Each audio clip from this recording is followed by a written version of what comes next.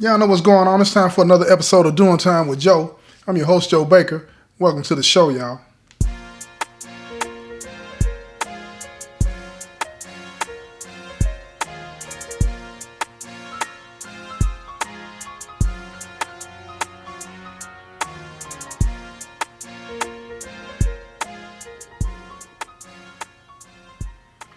Check this out now.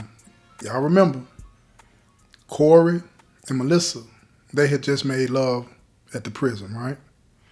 And afterwards, Corey, he gets a letter from the courts letting him know that his appeal had been denied. So he's locked in. He's locked in. The only thing that he can hope for now that might get him out early is parole when he gets to that date, 30%, you know what I'm saying? And 30% of 30 is about 10 years or so, right? So he has a little bit more than 30. So he's looking at 10 plus before he has an opportunity to go for parole. But now his heart is into it because he's falling in love with Melissa. He's falling in love with Melissa, and Melissa's falling in love with him, and they are starting to form this bond, especially after they've made love, right? And now they want to be together. They want to spend time together, and that's understandable. But they can't do that. So Corey tells that he needs money for a lawyer. He needs a lawyer to fight this case for him. You understand what I'm saying? To hopefully give him an opportunity to get out early, right? Even though 98% of all appeals fail, you know what I'm saying? He still wants to hold on to hope. That's what a lot of people do in here. You hold on to hope even when it doesn't look like there's hope to be there. You understand? So here's the thing. Melissa, she proposes to Corey that they get the money from Jason. They take it. Listen to me now. Melissa, not Corey, Melissa said, let's take it from Jason. This tells me that she wants her lick back. You feel me? Corey's all with it, but here's the thing. How do you pull something like that off you in the penitentiary? Well, you remember when I said in the other episode that Corey was making a name for himself because he appeared to be this stand-up guy in the penitentiary, so that's bleeding over into the streets, and a couple of the guys that he had done time with that have gotten out, they look at him, they respect him, right? But at the same time, he can't call them and get them to do something for him unless it's going to benefit them. They're still in the streets. You can think what you think, but most of the time you call home and you try to get somebody in the streets to go do something for you just on GP, most of the time they're not doing it. It has to benefit them some kind of way. So now Corey has something that can benefit them. They can chop that money up. They can chop that money up. And he trusts them enough, if it's anything as trust in the streets, he trusts them enough to keep it 100 with the money. You feel what I'm saying? And it's going to be easy. Why? Because Melissa thinks that Jason has kept the same code. She don't have any clue to know for sure, but the type of person that she thinks he is, he wouldn't have changed it. He's arrogant. It wouldn't have even crossed his mind that she would try to rob him. You feel what I'm saying? She walked away. She's done. She knows where the safe is at, and she knows the combination. So here we go. Corey has to convince the two partners that he's made that are out on the streets to do this. So he gives them a call. And he's giving them the rundown. And they're listening intently, trying to decide whether they should do it or not. So they ask him, said, who's normally there? They're getting all the layout. You know how it is when you rob. Now, some of y'all I know that listen to the show, y'all done this before. Y'all done this before. So y'all know what I'm talking about. You want to know the time that he's there, the not there. You want to know who else lived there. You want to know if he got any dogs. You want to know if he got any alarm system. You want to know all that about the nosy neighbors. You want to know all of that so you can figure out how to go in and how to get this thing. So once they lay all that out, see, Melissa's laying all that out. She's telling them everything because don't forget, she used to lay her head there. She's telling them everything about the neighborhood. And this neighborhood is not the hood. You feel what I'm saying? It's not the hood. These people that live in this neighborhood, they're middle-class people that got money, and Jason happens to be making that kind of money in the streets. So he moved into this area. And he's got the cameras. He's got all of that. You understand what I'm saying? He doesn't have any dogs, though. So if they can get in there without any noise being made, they can pull this thing off. So she tells them what she thinks the code to the alarm system is and the combination to the safe. And they agree to split the money 4 ways. Not 3, but 4. And she told him he usually keep a stack of money in there, 100,000 or better. So that's 25 racks a piece, plus anything extra. Anything extra. If any drugs in there, they get to keep the drugs. They don't want any drugs. Melissa and Corey don't want any of the drugs. They just want the money. Split it 4 ways. So it's going to happen. But this is the plot. Check it out. How are you going to guarantee that Jason's not going to be there? This is when Melissa gets grimy. She knows that Jason been trying to get at her. You feel what I'm saying? She knows that. So she tells Corey, what we're going to have to do is going to have to get him out of the house and keep him out of the house till they get in there and get it. Corey don't want her to do that because that puts her at risk. If Jason figures out, listen to me, if Jason figures out or starts to think that she had something to do with it, who knows what he'll do? But Melissa says she's not worried about that. Because at the end of the day, Jason is not going to suspect her. Think about how grimy this is getting. She's not going to. She's not concerned with what Jason is going to think or feel. You understand what I'm saying? Now, let me say something real fast before I go on with this story. You know what I mean? See, a lot of people, with this story that I'm telling, one of the reasons I wanted to tell this story is because in the game, everything is about deceit, manipulation, getting over, right?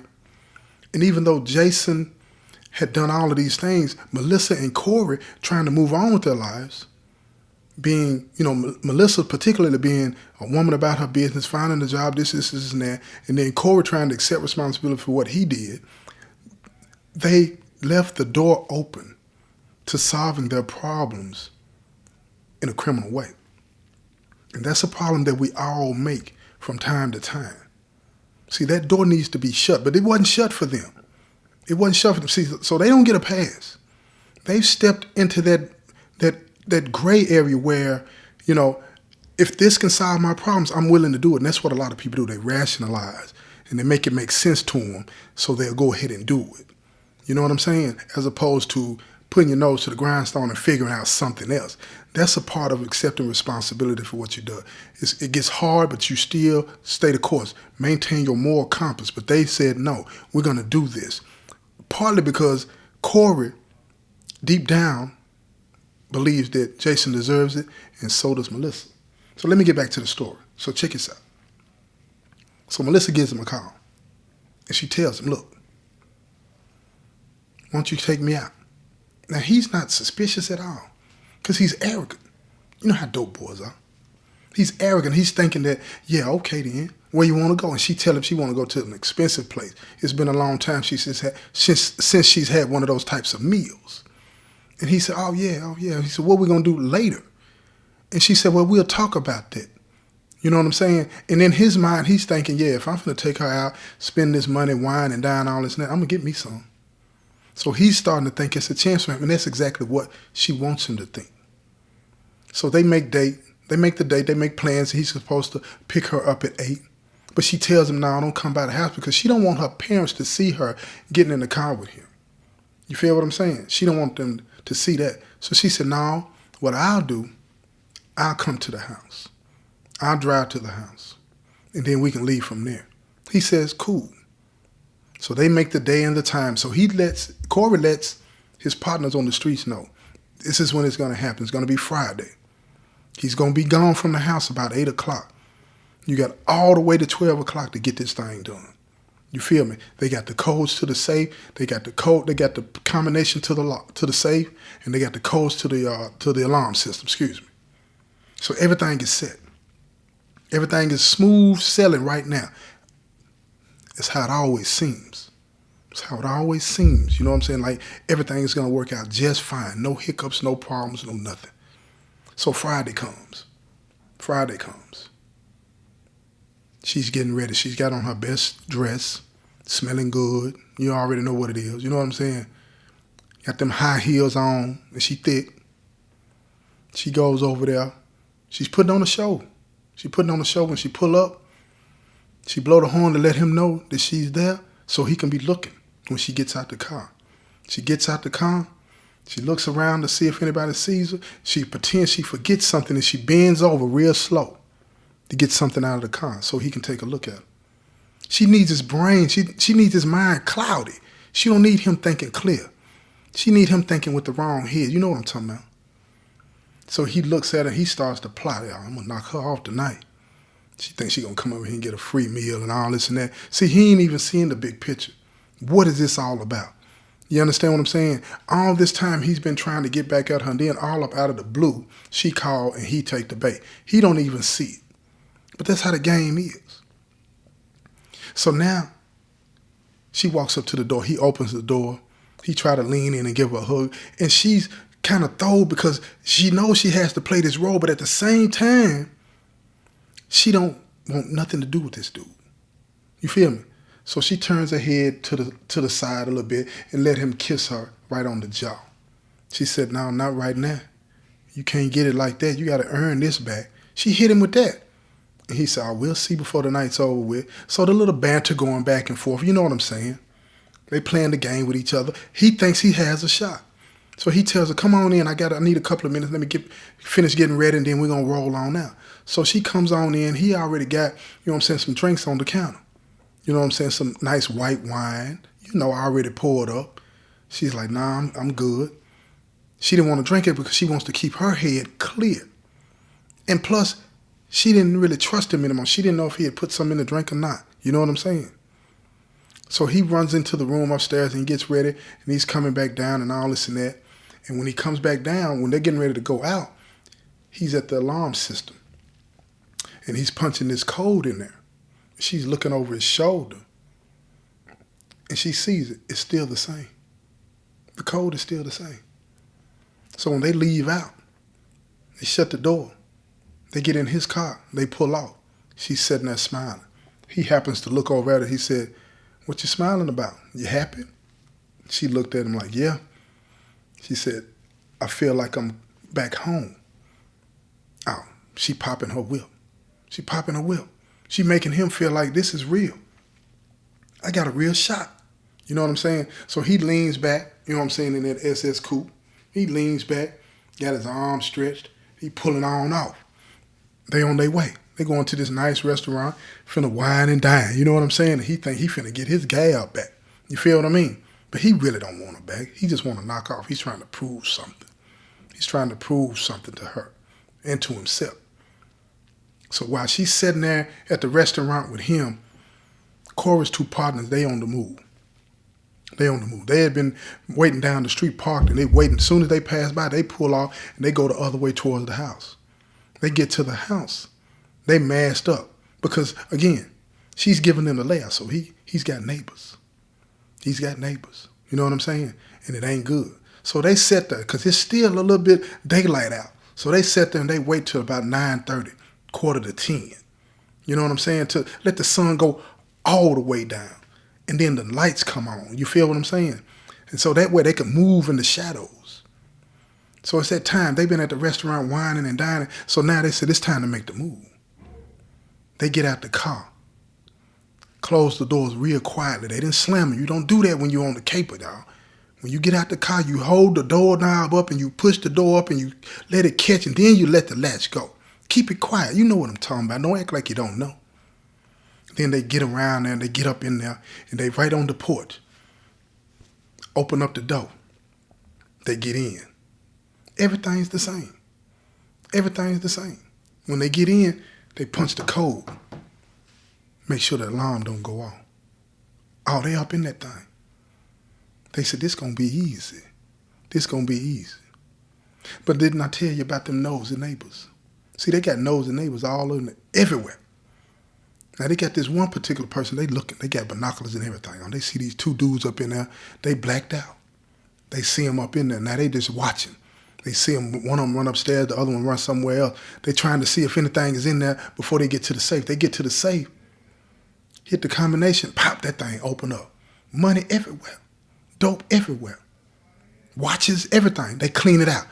They put it all in the bag. Now this nosy neighbor still watching. She see them coming down from the stairs. They got a bag in their hand. She said, oh my God, they robbed them. She called the police. Check this out. She don't know Jason is a dope boy. She don't know that. She thinks he's a neighbor. And she thinks she's looking out. She's trying to make sure that his stuff is straight. That's what she would want him to do. You feel what I'm saying? This neighborhood watch with her. It's always serious. You know what I'm saying? This is how she passed her time. She called it in. She said it's two Two men in the house across the street. She gave them the address, and they're driving such and such car. She said, I can't see the license plate though, but they look like they got a bag in their hand and they on their way out right now. They get out, they jump in the car, they look around, they don't see anybody. They ain't really focused on that. They pull off. When they pull off, they couldn't get the woman. She couldn't see the license plate still, so they was good on that. They were good on that because the car was stolen anyway. You understand what I'm saying? So here's the thing. The police get back to the house. Corey's two partners, they go the other way. They don't even pass by the police. They keep going straight. They didn't go back the way they came. They would have ran right past the police. They keep going straight, so they get away, clean away. Got money, dope, watches, all kind of stuff. They straight. They straight. Now the police, listen to me, this is where it get grimy, y'all. The police up in the house. They see that it's been broken into. Now they wondering how in the world, because they see the alarm system, they see all of this. No alarm went off, no anything. So now they wondering what is going on. How did they do this? So they're looking around because they're thinking, okay, we might have a victim in here. Because if the alarm system didn't go off, then somebody must have let them in. So they're looking around, they're looking at everything. They got their flashlights out, they done turn on all the lights in the house. Now they're looking. Then they call for some backup. Now they come out there and all this and that. And one of the officers that heard the call for the backup, he comes to the scene. But this particular officer that came to the scene, guess what? He worked on the case when Jason and Corey got busted. So he recognized the name of the person that lived at this place. And he said, hold up. This a dope boy. He in the streets. Plus, he testified against his child partner years ago. So they searched the place thoroughly. And lo and behold, listen to me, y'all. Check this out. This is when it gets grimy. They find some dope. This nosy woman done called the police thinking she's helping. Now she just crushed him. They find plenty dope. Plenty dope up in there. Enough to get him a felony. A serious felony at that. You understand what I'm saying? Now here's the problem. Nobody's in the house. So they call it in. They called one of the detectives that had gotten to the scene. He calls the DA, said, what do you want us to do? He said, just wait. Because nobody has a number. Nobody can reach Jason, so they don't know where he's at. So they just wait. They leave a patrolman there. They leave. They just wait for him to come back. And about 12 o'clock, 12:30, him and Melissa pull up. When they pull up, they see the patrolman sitting out front. She's looking like, what's going on? She said, I knew I shouldn't have came back over here. Every time I'm around you, something is going on. He looked at, he said, I don't know what's going on. I don't know why no police is over here. I ain't got nothing going. Then he looks and he sees his front door is still open. So now he's like, what is going on? He gets out of the car. He said, may I help you? The officer said, what's your name? And he tells him his name. He said, sir, I hate to inform you that you're the victim of a robbery. And he said, what? He was like, yeah, somebody broke into your house. Your neighbor reported there was 2 suspicious individuals in the house with a bag and they got away. He said, oh man, he tried to run in the house. The officer grabbed him by his arm and said, hold up, wait a minute. He said, sir, I hate to inform you that you are also under arrest. He said, under arrest for what? And he told him to turn, he got him by the arm. He said, turn around. He put the handcuffs on him. He said, we found this in the house. While we were searching, we thought you were a victim. We didn't know who was in the house, but once we were searching the house, we found this. Yeah, they can do that. You want to know why they can do that? Because when they were called to the house, in lieu of a crime being committed, they thought that somebody might be hurting their victim, so they were able to look around to make sure that nobody was in there hurt, and in the process of doing that, they found the dope. No, they didn't need no warrant. You think they did? No, they didn't. Now he looks at her, and she looks at him, and she sees his face drop. He's crushed. He don't know what to do. He don't know what to think. He ain't got nobody to tell on this time. So they take him and put him in the backseat of the police car. She's looking at him. He's looking at her. They're looking at each other. No words. No nothing. She doesn't say to him, call me. He doesn't say to her, I'll call you. No words. No words. So, at the end of the day, he gets arrested. She goes home. She waits till the next day. And then she calls the two guys that Corey had go into the place. They got everything. They said, we got your half. Their half was 30-30. That's 60,000 they dropped off to her. She didn't want none of the dope. They told her how much dope it was, and they told her how many watches and weed and everything it was. They didn't want none of that. She got 60,000, 30 for her, 30 for her man. Now she get this money, and she's waiting on Corey to call. He calls her. He said, how did it go? And she said, we got money, baby. We got money. This has been another episode of Doing Time with Joe. I'm your host, Joe Baker. If you want to know what else happens, tune into the next episode. This has been another episode of Doing Time with Joe. I'm your host, Joe Baker, and I say peace, y'all.